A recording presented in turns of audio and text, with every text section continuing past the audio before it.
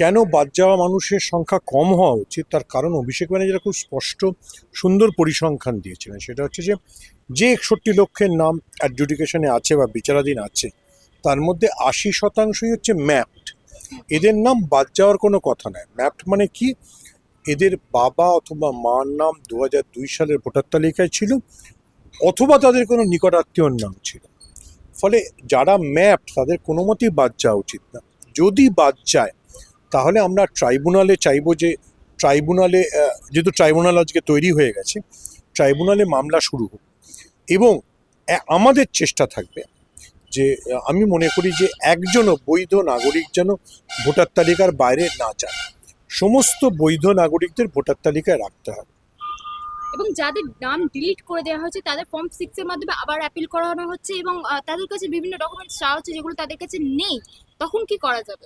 দেখুন, ফর্ম 6 কিন্তু ফর্ম 6 সবসময় আপনি জমা দিতে পারেন এবং অ্যাপ্লাই করতে পারেন, এবং এটা এখন অবধি সুপ্রিম কোর্টের যা রায় সেই অনুযায়ী ভোটার মানে যেদিনকে ভোট, মানে পশ্চিমবঙ্গে ধরুন দুদিন ভোট, 23 এবং 29, তার আগের দিন পর্যন্ত ভোটার তালিকায় কেউ নাম তুলতে পারবে।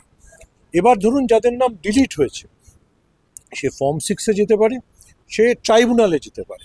মমতা বন্দ্যোপাধ্যায় কিন্তু একটা কথা বলেছেন যে ট্রাইব্যুনালে যারা যাবেন তাদেরকে সমস্ত রকম আইনি সহায়তা রাজ্য সরকার দেবে।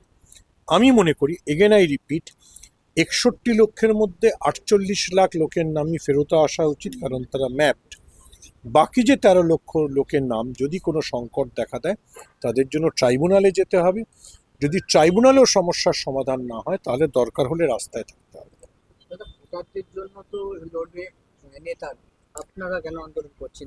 আমরা একটা নাগরিক সংগঠন, ফলে আমরা সবসময় মনে করি যে ভোটারদের স্বার্থে পাশে থাকা উচিত।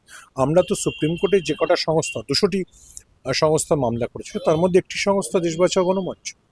ইলেকশন ঘোষণা হয়ে গেছে, রাজনৈতিক দলগুলো তাদের প্রার্থী তালিকা ঘোষণা করে, তারপরেও কেন এসআইআর নিয়ে আন্দোলন করছে? এই কারণে আন্দোলন করতে হচ্ছে, আপনাদের মাথায় রাখতে হবে যে সুপ্রিম কোর্টের নির্দেশ অনুযায়ী, এগেন আই রিপিট, যেদিনকে ভোট তার আগের দিন পর্যন্ত ভোটার তালিকায় নাম তোলা যাবে বা ভোটার তালিকা সংশোধিত হতে থাকবে। ফলে আমরা তো সবসময় চেষ্টা করব যারা বৈধ নাগরিক তাদের মধ্যে কারো নাম যেন বাদ না যায়।